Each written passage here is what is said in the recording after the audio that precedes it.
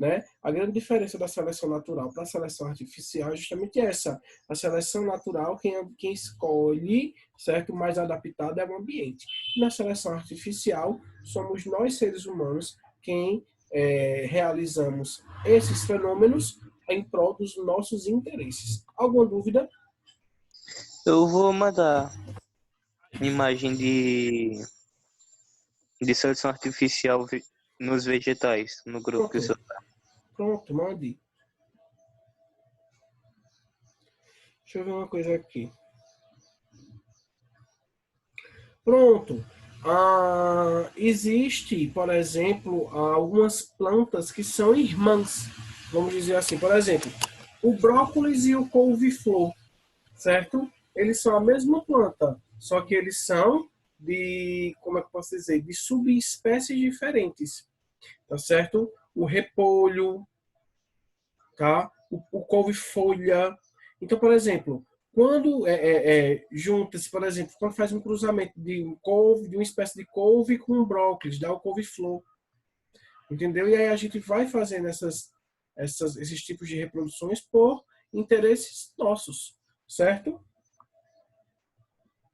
Então, ó, couve, couve-flor, brócolis, repolho, couve de Bruxelas, certo? Todos esses vegetais são da mesma espécie, só que eles são obtidos por seleção artificial. A gente faz uma mistura dessas espécies para a gente ter outras espécies que eles vão ter aí uma determinada característica peculiar, eles vão apresentar outros tipos de nutrientes e por aí vai, certo? Ou seja, a gente meio que força algumas adaptações, certo? De acordo com essas misturas que a gente faz. Deu para entender, pessoal, o conceito de seleção artificial e natural? Sim. Sim, de verdade. Então caiu. Vamos ver se ele volta.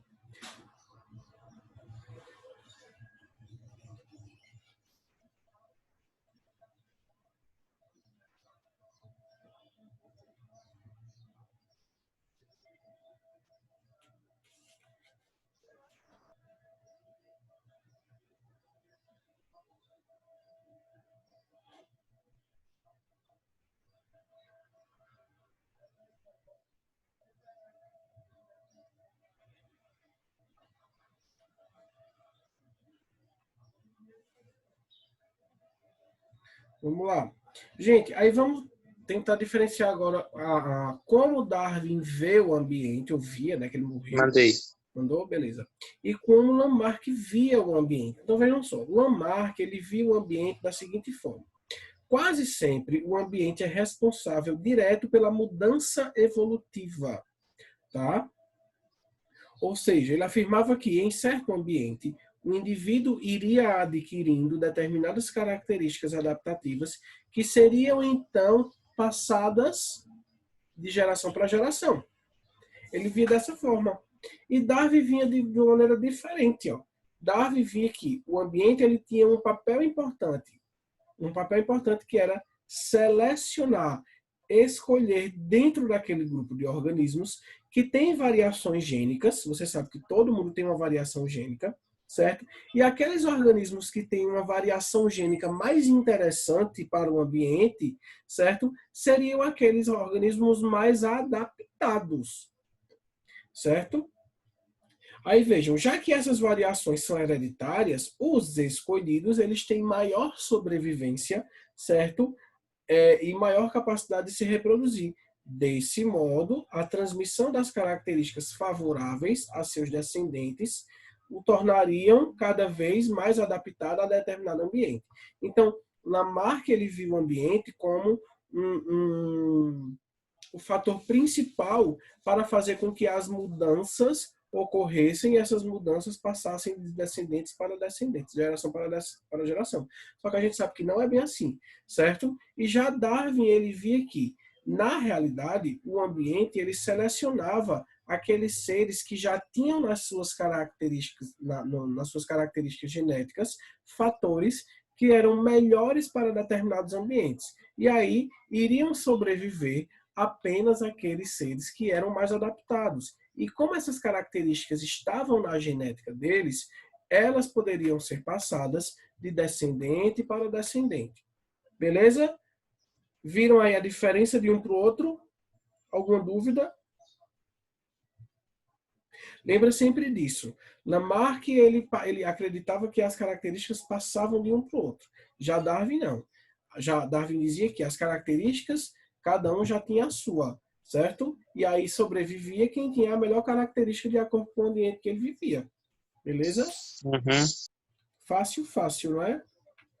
Aí, ó, o que seria o neodarwinismo? Vamos lá. Ó.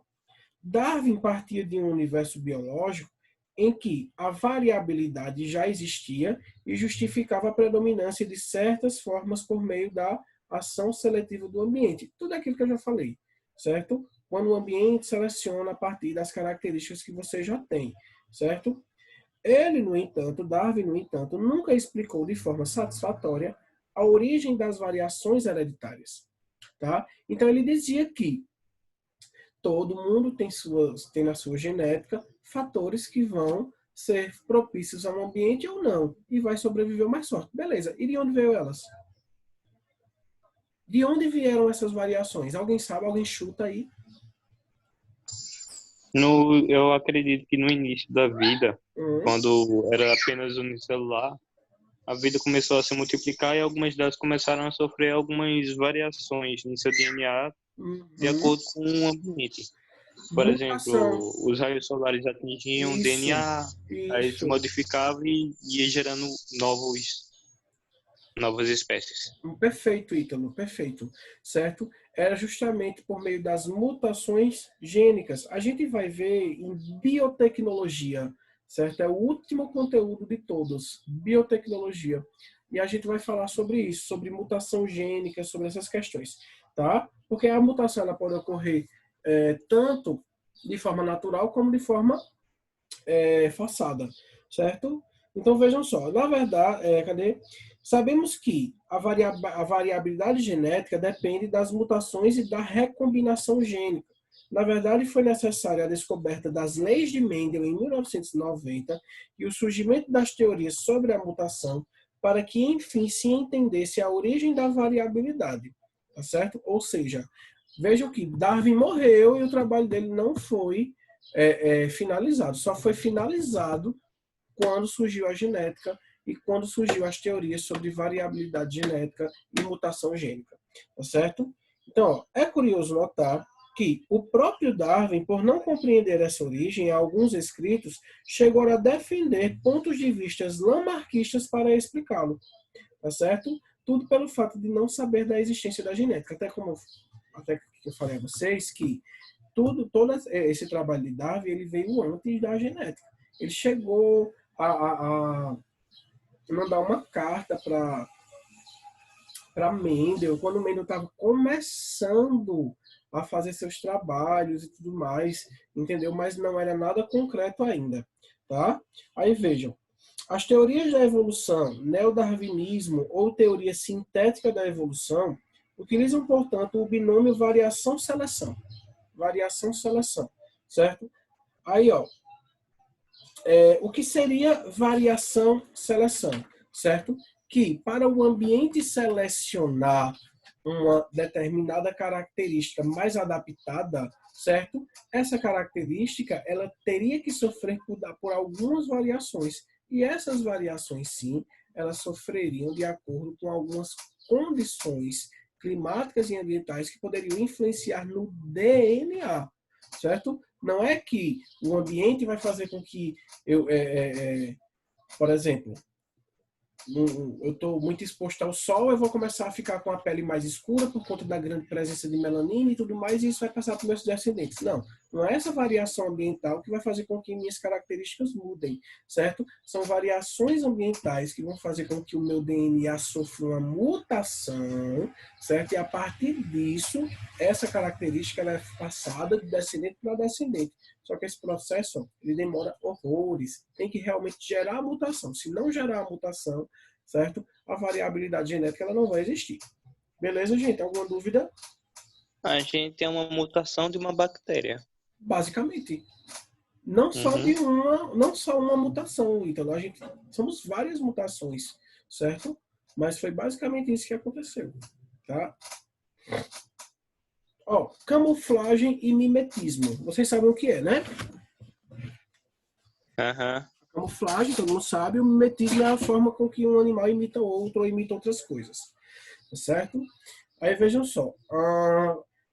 Na natureza, alguns tipos de adaptações relacionadas aos aspectos dos seres vivos que aumentam suas chances de sobrevivência, elas existem, tá certo? Então, por exemplo, eu acho que foi Ítalo que falou, não lembro, o bicho-pau, que era vermelho, outro era mais acinzentado, certo? O fato dele ter uma cor diferenciada, que fazia com que ele ficasse da cor da árvore, propiciava uma melhor adaptação e propiciava um melhor tempo de sobrevivência naquele ambiente, e assim ele poderia se reproduzir.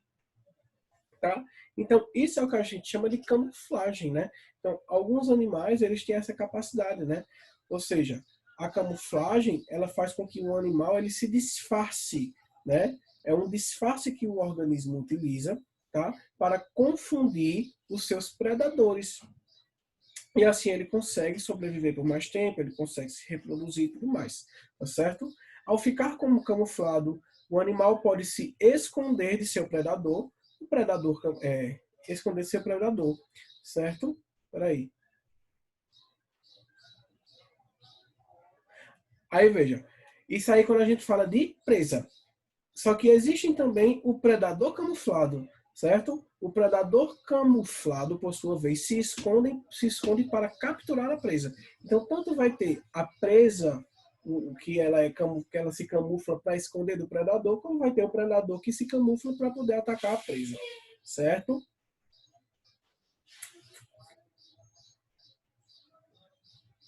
Aí, a superfície ventral dos peixes, por exemplo, costuma ser mais clara que o dorso.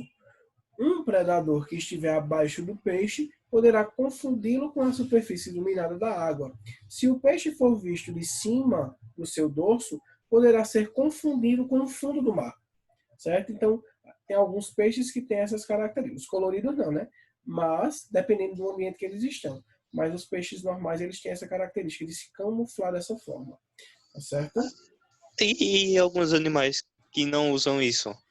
Tipo a zebra. A zebra é preta e branca, não cheio de um canto todo amarelo. Pronto, a zebra preta e branca, ela é porque, veja, tem animais que eles não utilizam de camuflagem, certo? Se eles não utilizam, eles não precisam, tá? Primeiro que a zebra, elas são de bandos, entendeu? Um bando de zebras, ele amedronta um predador, entendeu? Então tem toda uma característica, uma organização que esses animais fazem, entendeu? Para poder sobreviver e se adaptar a esses ambientes. Por isso que existe, por exemplo, você tem um predador para 200 de um bando. No mínimo, o predador, ele vai identificar aquilo ali como um grande animal, ele não vai chegar perto. Tá entendendo, Ítalo? Lógico, naquele momento, né? Porque ele vai ver toda uma estratégia para pegar aquele animal que está mais suscetível e tudo mais. Tá certo? Então, assim, são atos que acontecem não só de camuflagem, mas hábitos também que esses animais têm de sempre andar em bando para poder não serem atacados. A mesma coisa é a gente. Tem um ladrão na rua. Se tiver 10 da gente, 20 da gente, ele não ataca a gente. Só se ele tiver com uma arma, que ele sai atirando todo mundo. Não é verdade?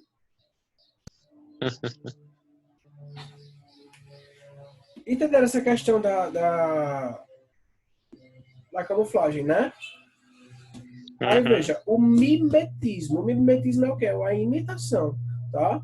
Então veja, o mimetismo é a semelhança entre seres de espécies diferentes. O mimetismo batesiano é um mecanismo especial. Não tem função de esconder o organismo. Não esconde. O que acontece é o seguinte, ó, um exemplo. Uma borboleta chamada de vice-rei é comestível, mas tem grande semelhança com outra espécie chamada de monarca, que tem gosto desagradável e é rejeitada pelos pássaros. Essa semelhança faz com que a borboleta vice-rei acabe também sendo rejeitada pelos pássaros. Ou seja, ela se imita pelaquela borboleta que os pássaros não gostam, certo? E aí ela consegue se safar. Então vejam como ela é. Acho que dá para ver daí. São duas borboletas que são bem parecidas, ó, mas são espécies diferentes. Tá vendo? Isso acontece também com alguns cogumelos, né? Existem cogumelos que são venenosos, outros cogumelos que não são venenosos. Isso é um ato de mimetismo também, né? Porque são bem parecidos. Tá certo, gente? Uhum. Pronto. Vamos almoçar. Mais tarde a gente volta. Certo. Tchau. Tchau. Falou. Tchau.